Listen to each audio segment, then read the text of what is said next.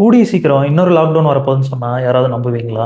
நம்ம இந்தியால இருந்து தௌசண்ட்ஸ் ஆஃப் கிலோமீட்டர் தூரத்துல நடக்கிற ஒரு கான்ஃப்ளிக்ட் நம்ம டெய்லி லைஃப்ப அஃபெக்ட் பண்ண சான்ஸ் இருக்கு. இந்த டென்ஷன் நடக்கிறது ஈரான், இஸ்ரேலுக்கு நடுவுல. பட் முக்கியமான கொஸ்டின் என்னன்னா, இந்த வார் 60 டேஸ் கன்டின்யூ ஆனா இந்தியாவோட எக்கனாமிக்கு என்ன நடக்கும்னு தெரியுமா? பெட்ரோல் பிரைஸ் இன்க்ரீஸ் ஆகுமா? கேஸ் சிலிண்டர் சப்ளை அஃபெக்ட் ஆகுமா? ஃபுட் பிரைஸ் மேல போகுமா? இந்த வீடியோல ரியலிஸ்டிக் இம்பாக்ட்டை அனலைஸ் பண்ணலாம் வாங்க. ஃபர்ஸ்ட் இம்பார்ட்டன்ட் ஃபேக்ட், இந்தியாவுக்கு தேவையான ஆயில்ல ஆல்மோஸ்ட் 85% இம்போர்ட் பண்ணுவோம். அதுல ரொம்ப பெரிய ஷேர் மிடில் ஈஸ்ட் கண்ட்ரீஸ்ல இருந்து தான் வருது. வேர்ல்ட் சப்ளைக்கு ரொம்ப முக்கியமான சீ ரூட் இருக்கு. அது ஸ்ட்ரெய்ட் ஆஃப் ஹார்மோஸ்னு சொல்லுவாங்க. இந்த நேரோ ரூட் மூலமா வேர்ல்டு ஆயில் சப்ளைல ஆல்மோஸ்ட் 20% டிரான்ஸ்போர்ட் ஆகுது. வார் டென்ஷன் இன்க்ரீஸ் ஆனா ஆயில் டேங்கர் மூவ்மெண்ட் ரிஸ்கி ஆகும்.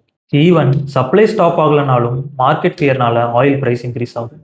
அதோட first impact petrol and diesel price. India oil import பண்ற country. Global crude oil price increase ஆனா இந்தியாவில் ஃபியூவல் பிரைஸ் கூட இன்க்ரீஸ் ஆகும். வார் 60 டேஸ் கண்டினியூ ஆனா பாசிபிள் சினாரி என்ன தெரியுமா? பெட்ரோல் பிரைஸ் 5 to 15 ரூபா per லிட்டர் இன்க்ரீஸ் ஆகலாம். டீசல் பிரைஸ் 5 ரூபாயிலிருந்து 12 ரூபா இன்க்ரீஸ் ஆகலாம். டீசல் ரொம்ப முக்கியம், பிகாஸ் இந்தியாவில் truck and transport vehicle mostly diesel use பண்ணும். டீசல் பிரைஸ் இன்க்ரீஸ் ஆனா டிரான்ஸ்போர்ட் காஸ்ட்டும் இன்க்ரீஸ் ஆகும். Next impact LPG gas cylinder. இந்தியாவில் எல்பிஜி இம்போர்ட் பண்ணுற கண்ட்ரீஸில் முக்கியமான 2 country Saudi Arabia and Qatar. War சுச்சுவேஷனில் ஷிப்பிங் ரிஸ்க் இன்க்ரீஸ் ஆகும். இன்சூரன்ஸ் காஸ்ட் கூட இன்க்ரீஸ் ஆகும். அதனால எல்பிஜி பிரைஸ் இன்க்ரீஸ் ஆகிற சான்ஸ் இருக்கு. டொமஸ்டிக் சிலிண்டர் 50 to 150 இன்க்ரீஸ் ஆகலாம். கமர்ஷியல் சிலிண்டர் ஹோட்டல் அண்ட் ரெஸ்டாரண்ட்ஸ்க்கு இன்னும் இன்க்ரீஸ் ஆகலாம். இன்ட்ரெஸ்டிங் மேட்டர் என்னன்னா, ஆல்ரெடி சில சிட்டிஸில் கமர்ஷியல் எல்பிஜி சப்ளை ஸ்லோ ஆகிடுச்சு. ஹோட்டல் அண்ட் ரெஸ்டாரண்ட்ஸ் யூஸ் பண்ணுற சிலிண்டர்ஸ் டெலிவரி டிலே ஆகுது. சப்ளையர்ஸ் என்ன பண்ணியிருக்காங்கன்னா, டொமஸ்டிக் சிலிண்டருக்கு ப்ரையாரிட்டி கொடுத்துருக்காங்க.